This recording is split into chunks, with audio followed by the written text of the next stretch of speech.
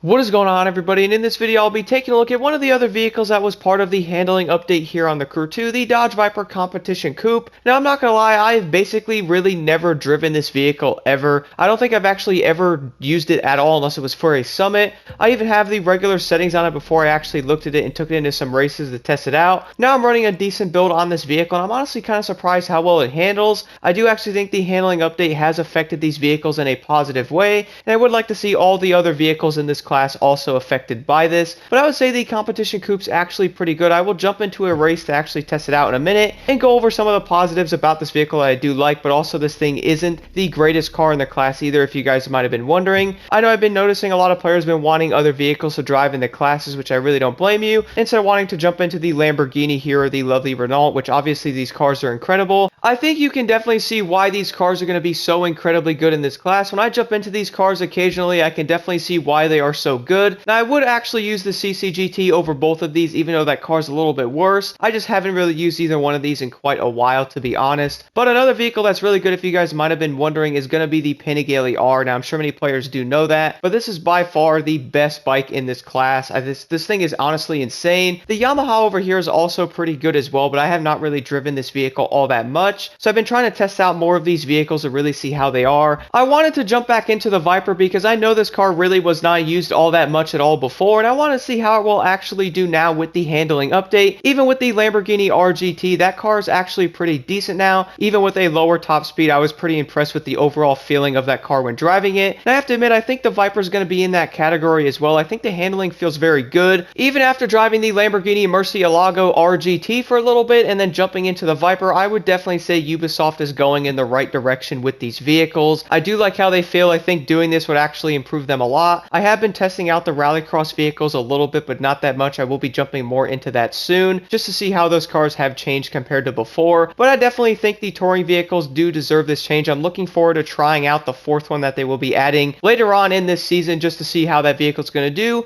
I'm also very interested to see what the next car is going to be that's actually getting the handling update, but we will have to wait a little bit longer for that. But nonetheless, guys, let's go jump into an event with the Viper right now, because I do want to talk about some of the good things I did notice with this vehicle. Now, jumping into the race here with the Dodge Viper. Now, one thing I did notice about this car that I found really funny was the fact that I really have never used this vehicle besides right now, and well, that could be for good reasoning, because some of these cars are just honestly not that good, even like the Mercedes and or the Lamborghini over there. I haven't really used those two vehicles all that much, even though I used to actually really like them. I just haven't really driven them all that much.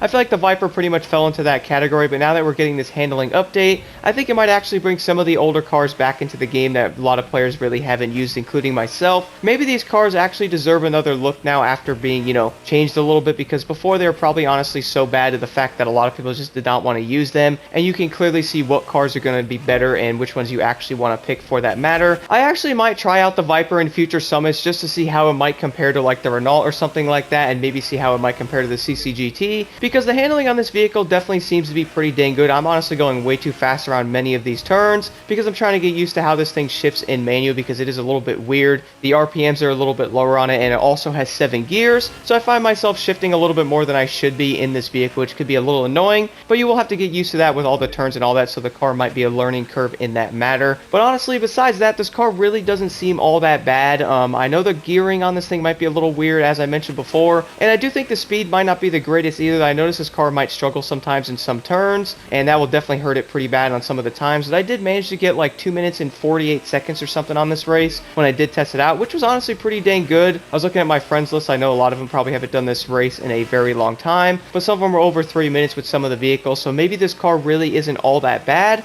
It might just need a little bit more testing and actually driving it more often to actually get used to how this vehicle might drive compared to some of the other ones. I would recommend trying out the Viper, guys. I'm really looking forward to seeing what the fourth car is in this update with this handling stuff as well, because I really do think Ubisoft is going in the right direction with this. If we can keep getting this, maybe they might do something with the street vehicles and or hypercars as well. I know some people are not liking how those handle sometimes as well. So now that the touring cars are getting looked at, which is pretty awesome. I know the Koenigsegg CCGT was actually changed in Season 5, which is crazy, because I did run that car into the ground pretty much every single time there was some type of race in a summit and I could use it. That was basically the only car that I ran because I really did like how that thing drove, and even now in this season I'm still running that vehicle, and I honestly might have to try out the RGT as well, because that Lamborghini seemed to be pretty good. Besides its really bad top speed, I think that car has a little bit of potential when it comes to track racing and all that. And even the Viper here is going to be pretty good on a track as well. I'm definitely planning on trying out these cars more often. I might end up actually using them in summits as well, just to see how they compare to some of the better touring vehicles, because I do really like how the new handling model on these cars actually is. I do feel like they're a little bit better. I also think the fourth vehicle that will be added into this season will most likely probably be an older vehicle as well, just to try to bring it back onto the map and or into the game. Maybe one of the cars many players do not actually use all that often, but nonetheless, let me know if you guys are actually going to be using this Viper in the near future. Do you plan on trying these cars out like the RGT? Because I think having this handling update in the touring car class might end up making a lot of the other cars that you really don't see all that often might actually make them become a lot better. But anyway, let me know what you guys think in the comments below, and thank you all so much for watching.